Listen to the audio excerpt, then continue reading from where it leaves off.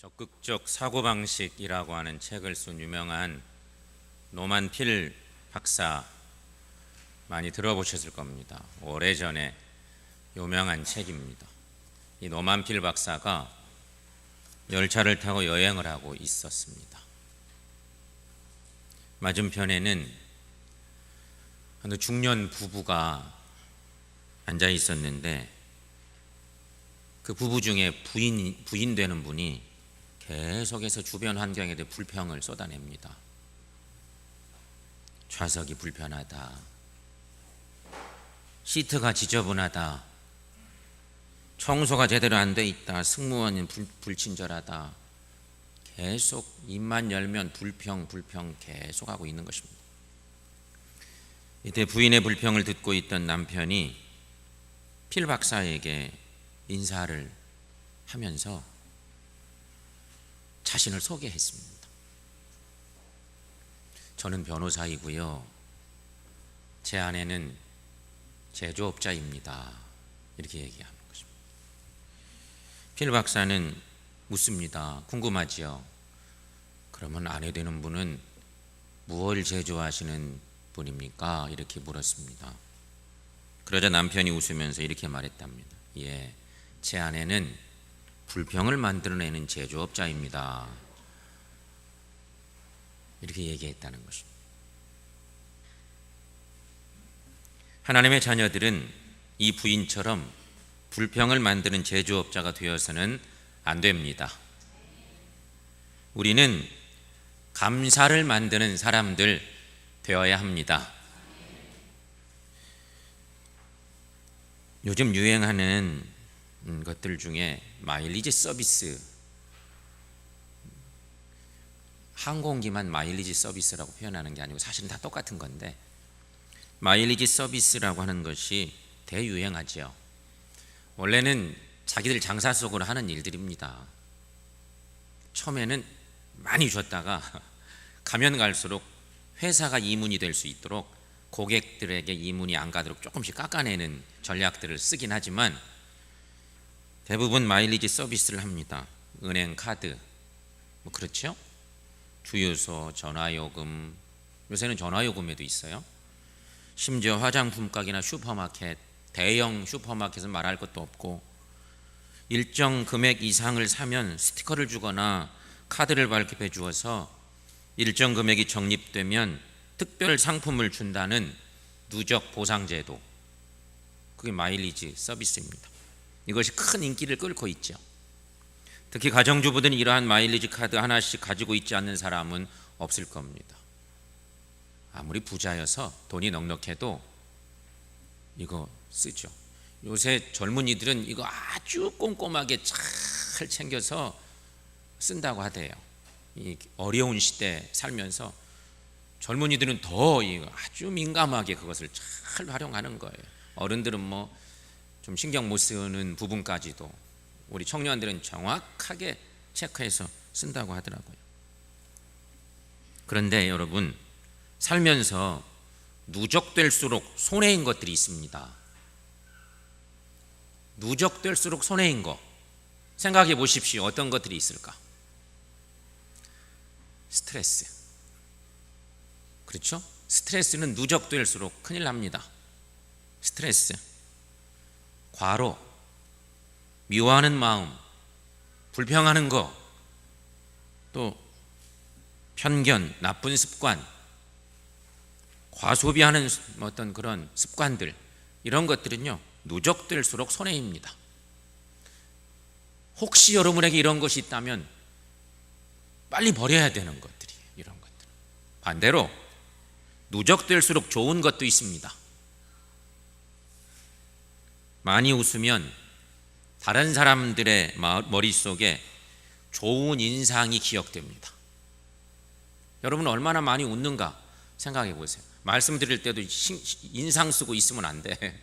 행복한 표정으로 말씀을 드릴 필요가 있어요. 많이 웃는 거 중요합니다. 많이 걸으면 건강이 누적되게 되어 있습니다. 칭찬이 누적되면 점점 밝은 사회가 되어집니다. 책을 많이 읽으면 마음에 교양과 품위가 누적되게 되어 있습니다. 약속을 잘 지킬 때면 신용이 누적됩니다. 그 사람 약속 잘 지켜. 누구? 항상 30분씩 늦어. 이렇게 되면 안 되죠. 누적될수록 좋은 것들이 이렇게 있어요. 무엇보다도 감사가 누적되면 하나님의 은혜를 깨닫게 됩니다. 성도 여러분, 이런 은혜가 우리 모두에게 있기를 축원합니다. 마일리지 특징은 처음 몇 번으로는 별 효과가 나지 않는다는 것이에요. 오랫동안 자주 이용해야 그 점수가 누적되어서 특별 선물을 받을 수가 있습니다. 여러분의 감사 마일리지 카드에는 얼마만큼의 포인트가 적립되어 있으십니까? 그게 여러분의 현재 신앙 상태일 텐데, 여러분 각자의 심령 속에 있는 감사 마일리지 카드에 얼마나 감사가 누적되어 있을까? 여러분 들여다보세요. 항상 감사가 나오는지, 입만 열면 불평, 불만, 누구 때문이라고 자꾸 얘기하고, 혹시 그러고 있지는 않는지, 하나님의 은혜를 누릴 만큼의 감사가 누적되어 있으십니까? 감사는 하지 않으면서 하나님의 은혜의 보상만 바라는 것은 큰 잘못이에요. 우리를 돌아볼 일이에요. 나는 어떤 신앙 상태인지. 오늘 본문은 다윗이 하나님께 너무 감사해 드린 감사 기도문입니다. 다윗은 왕이 되어서 가장 먼저 한 일이 법궤를 예루살렘으로 옮기는 일이었습니다. 드디어 법궤가 예루살렘으로 옮겨지고 다윗 왕은 너무 기뻐서 하나님을 찬양하지 않을 수가 없었습니다.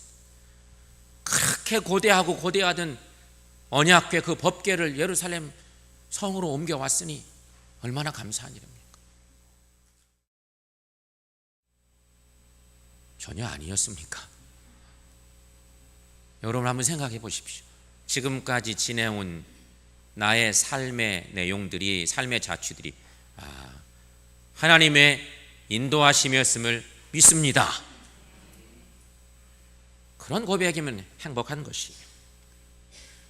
다윗은 자신의 지난 인생을 하나님의 인도하심이었음을 믿고 감사 기도를 드렸습니다.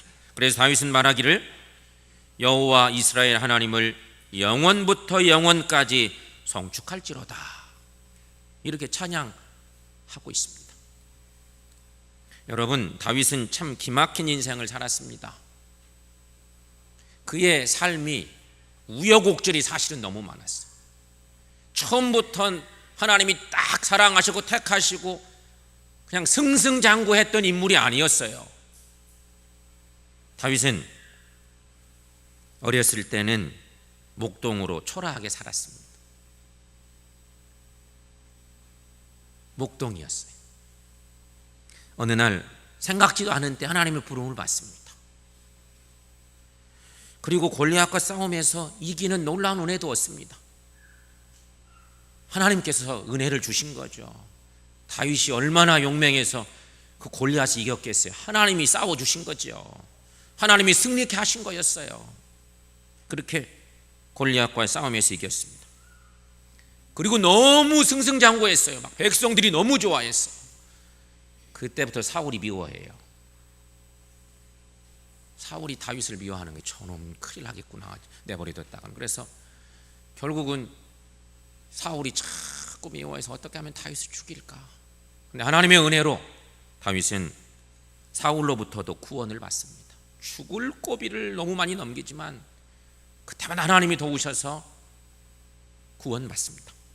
그리고 마침내는 이스라엘 왕이 되었습니다. 지난 날을 생각하면 다윗은 기적 같은 인생을 살아왔다고 생각되었을 것입니다. 그래서 다윗은 하나님의 언약궤를 예루살렘에 옮겨놓고 감격에 겨워서 감사의 찬양을 드렸습니다. 그리고 백성들에게도 죄악 가운데서 건져내신 하나님의 구원의 은혜를 잊지 않기를 당부한 것입니다. 이게 뭐예요? 백성들을 향해서 우리 모두가 다 과거를 잊지 맙시다. 하나님의 은혜의 그 손길을 잊지 맙시다. 권면하고 있는 것입니다. 사랑하는 성도 여러분, 여러분의 과거는 어떻습니까? 만약 하나님께서 여러분을 부르시지 않았다면 여러분은 지금 어디에서 무엇을 하고 있겠습니까? 이 거룩한 시간에 이 자리에 있지 않고 어디쯤 돌아다니고 있을까?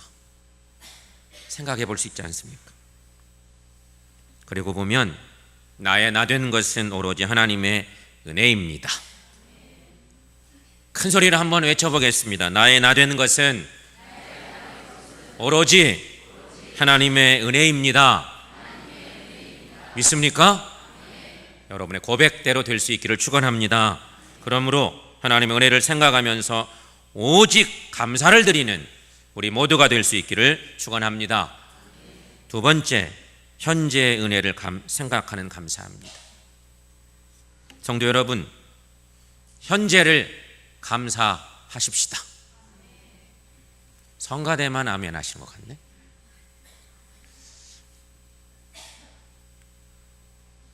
이렇게 현재를 감사합시다 이렇게 얘기하면 분명 여러분 가운데는 나는 감사할 일이 전혀 없는 사람입니다 라고 생각하고 볼멘 소리로 퉁퉁거릴 사람이 있을 것입니다. 요새 형편이 감사할 일이 있어야죠, 이렇게 표현할 수도 있습니다. 하지만 여러분, 이런 사람은 감사에 극한 알레르기를 보이는 사람이에요. 그러나 생각해보면 여러분, 극심한 알레르기, 감사 알레르기 혹 우리에게 있다면 바로 이것 때문에 생활이 가로막혀 답답함을 만나고 있는 것도 알아야 된다는 것이에요. 요즘 성인병 때문에 고생들 많이 합니다. 이 선진화 될수록, 우리가 잘 살게 될수록 웬일인지 성인병이 많습니다. 그런데 대부분의 성인병은 혈관이 상해서 생기는 병들입니다. 우리 몸에 피를 공급해주는 혈관에 문제가 생겨서 성인병이 대부분 생깁니다. 당뇨병, 고혈압, 동맥경화, 통풍 등등 여러 가지 많은 질병들 모두가 혈관이 막혀 생기는 병입니다. 그렇다면 여러분, 혈관이 막히는 것을 예방할 수 있는 방법은 많겠지만 크게 두 가지를 생각해 볼 수 있다고 생각해요. 성인병을 예방하는 방법인데 첫째는 운동이에요. 의사들도 항상 얘기하죠. 운동을 많이 해서 몸을 건강하게 만드는 거죠. 퇴화되는 것을 막아내는 거죠.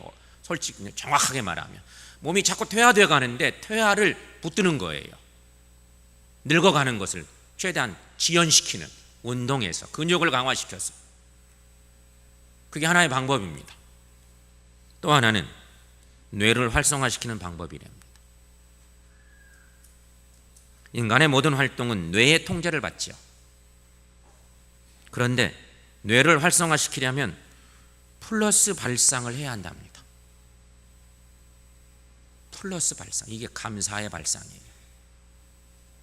뇌를 활성화시키는 방법, 이게 플러스 발상이에요. 매사를 부정적으로 생각하고 걱정에 빠지면 뇌를 건강하게 하는 호르몬 분비가 중단된답니다. 의학 박사들은 사람이 건강하고 정신관리만 잘해도 오래 살 수 있다는 것이죠. 성경의 말씀대로 120세 정도 충분히 살 수 있다는 것이. 근데 우리는 그렇게 못 살죠. 우리에게 문제가 많이 있다는 증거일 수 있는 것입니다. 그러나 여러분, 영혼의 문제를 한 번 더 생각해 봅시다. 영혼의 문제, 즉 영원한 생명의 문제는 이보다 훨씬 더 중요한 문제인 것입니다. 감사가 없는 신앙생활, 그것은 신앙인에게 일종의 동맥경화 같은 것이에요.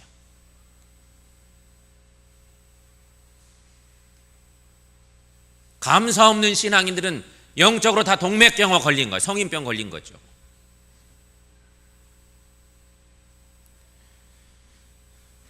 감사가 막히면 영적 중풍에 걸리는 것이죠. 그러니까. 성도 여러분, 기억하십시오. 현재 여러분이 누릴 수 있는 가장 큰 축복의 삶은 그리스도 안에서의 삶입니다. 내가 주 안에 살고 있음이 축복입니다. 여러분 그렇게 믿어지십니까? 내가 주 안에 살고 있음이 감사할 일이에요. 이것이 엄청난 축복인데 우리가 너무 오랫동안 주님 안에 있었나요? 그래서 감사가 없어. 영적인 감동을 잃어버린 지 오래됐어. 우리 안에 문제가 있어. 주 안에 있는 것 자체가 엄청난 은혜의 사건인데, 감사하고 또 감사할 일인데 그 자체가 감사인지도 무뎌져 살고 있어. 영적인 중풍, 동맥경화 걸린 상태인 것이. 현재 삶이 어렵고 환경이 좋지 않다고 할지라도 주 안에서 살고 있으므로 감사하는 여러분 되시기를 축원합니다. 존 밀턴은 말년에 소경으로 살았습니다. 에디슨은 귀머거리가 되어서 살았습니다. 그럼에도 그들은 한결같이 감사하면서 살았답니다. 그랬더니 하나님께서 에디슨에게 발명왕으로, 밀턴에게는 신라권으로 놀라운 축복을 허락해 주셨습니다. 이것이 감사하는 사람에게 주시는 축복이고 상급입니다. 성도 여러분, 그러므로 현재의 상황에서 언제나 감사하시기를 바랍니다. 내가 주 안에 있다고 하는 것만으로도 감사하며 사시기를 축원합니다. 세 번째로는 미래를 바라보는 감사입니다.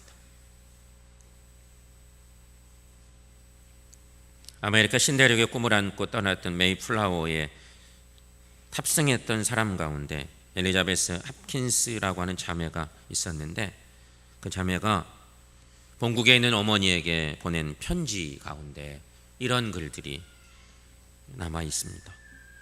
우리들은 가지고 있던 식량의 거의 대부분을 다 소모하게 되었습니다. 엄마에게 쓰는 편지글이에요. 5개월 정도 항해를 하죠. 배 타고 가는데 식량이 떨어져 가는 거예요. 그래서 그때부터 편지 내용인데, 우리들은 가지고 있던 식량의 거의 대부분을 소모하게 되었습니다.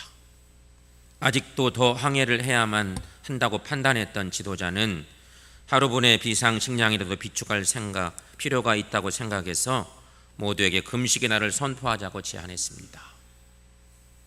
하루라도 금식하면 하루분 비상식량을 우리가 준비할 수 있지 않겠느냐 제안하면서 우리 금식하자고, 먹거리가 떨어져 가니 함께 금식합시다. 다 신앙의 사람들이었기 때문에 그런 제안을 한 거죠. 그때 다른 지도자가 금식은 동의하지만 금식의 날이라는 표현은 별로 좋지 않으니 감사의 날로 선포하면 어떻겠습니까? 라고 또 다른 지도자가 제안을 했다는 편지 내용인 것이에요. 계속 감사의 날이라니요, 말도 안 되는 소리입니다 이러면서 퉁퉁거리는 사람이 있었습니다. 금식하는데 무슨 감사의 날입니까? 이렇게 반문하는 사람들에게 이 지도자는 온 그 메이플라워에 타고 있는 사람들을 향해서, 믿음의 형제들이죠, 그들을 향해서 감사하지 않습니까? 우리는 신대륙에 거의 가까이 와 있다고 생각합니다. 그리고 우리 중에 대부분은 아직도 건강하고 생존하고 있다는 것이 얼마나 감사합니까? 우리 마음속에 아직도 신대륙에 대한 미래가 있다는 것이 더더욱 감사한 일 아닙니까? 그래서 우리들은 시편 100편을 읽고 주 앞에 감사하고 기도하고 찬양을 하였습니다. 사랑하는 어머니, 우리는 이제 곧 신세계에 도착할 것입니다. 앞으로 무슨 일이 일어날지 모르겠습니다. 그러나 우리가 아는 것은 한 가지, 우리의 미래가 있는 곳에 우리가 있을 것이라는 사실입니다. 지금 우리는 어려움 가운데서도 모두가 감사하고 있습니다. 그리고 편지가 끝났습니다. 그리고 그들은 정확하게 닷새 후에 1620년 12월 21일 신대륙인 미국 플리머스 항구에 도착하게 되었다는 것입니다. 감사가 낳은 기적입니다. 감사가 낳은 기적이에요. 성도 여러분, 여러분의 과거를 돌아보십시오. 참으로 어려웠던 시절을 누구나 다 기억하고 있을 것입니다. 그런데 지금까지 내 뜻과는 상관없이 하나님이 인도하셔서 여기까지 왔습니다. 참으로 감사한 일들 뿐입니다. 그러므로 이제 우리는 미래에 대해서도 감사해야 합니다. 지난 날처럼 장차 우리의 미래도 하나님께서 인도해 주실 것이기 때문입니다. 성도 여러분, 분명히 하나님께서는 우리 앞날을 우리가 생각하는 것보다 훨씬 더 좋은 길로 인도해 주실 것을 믿습니다.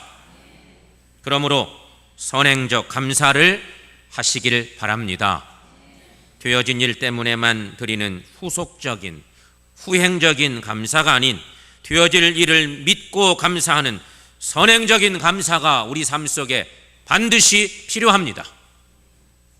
성도 여러분, 신앙이 무엇입니까? 우리가 다 신앙인들이라고 하는데 신앙이 무엇입니까?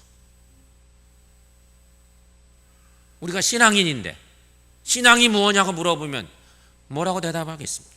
신앙은 장차 주어질 하나님의 영광과 은혜와 그 나라를 생각하며 살아가는 생활이에요. 그게 신앙이에요. 칼빈은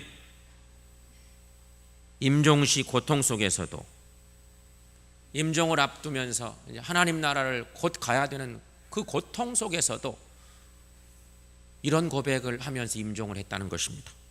현재의 고난은 장차 우리에게 나타날 영광과 비교할 수 없도다. 로마서 8장의 그 유명한 말씀을 그 종교개혁자 칼빈은 임종을 앞에 두고 고통 중에 있는 가운데서도 현재의 고난은 장차 우리에게 나타날 영광과 비교할 수도 없다고 그렇게 암송을 하면서 임종을 맞이했다는 것이죠. 그러면 천국 간 거예요. 위대한 믿음의 사람의 모습이죠. 사랑하는 여러분, 미래에 대한 감사를 미리 하면서 사시기를 축원합니다. 선한 미래를 생각하며 감사하십시오. 그래서 지금보다 더 크고 위대한 주님의 축복을 이루시기를 바랍니다. 오직 감사.